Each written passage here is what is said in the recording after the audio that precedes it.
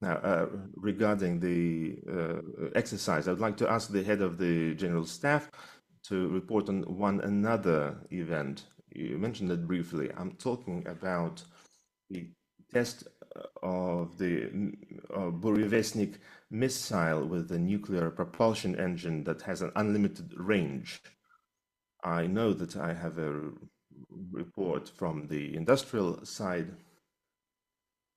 I know what the ministry thinks about this unique weapon that has nothing like that, no counterparts around the world. When we first announced that we were working on such a weapon,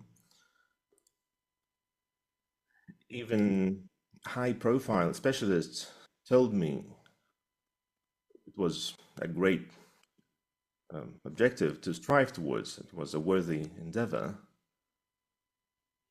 but it was something that was not feasible in the foreseeable future. That was something that very knowledgeable people told me. And now the decisive test has been completed. There's still a lot of work to be done in order to deploy this weapon and make it operational. There are many regulations to be observed and stages to go through, and yet all the key tasks have been solved. Now, as far as I understand, so I would like to hear from you. Comrade Commander-in-Chief, yes, on the 21st of October, that test was carried out. The difference between that launch and the previous launches is that there was a multi-hour flight of that missile that traveled 14,000 kilometers, and that's not its limit.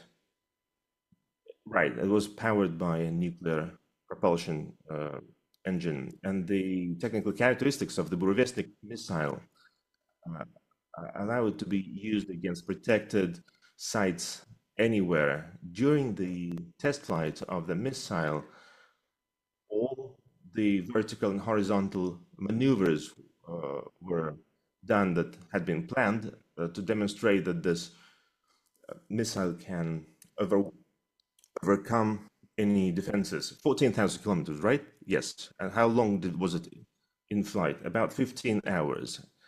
And that's not the limit. No, that's not the limit. We will need to find a way to classify this weapon in the future, what kind of a weapon it is. We would not need to find a way to define how it can be used and start preparing the infrastructure for deploying this weapon in our armed forces. Yes, sir. Now,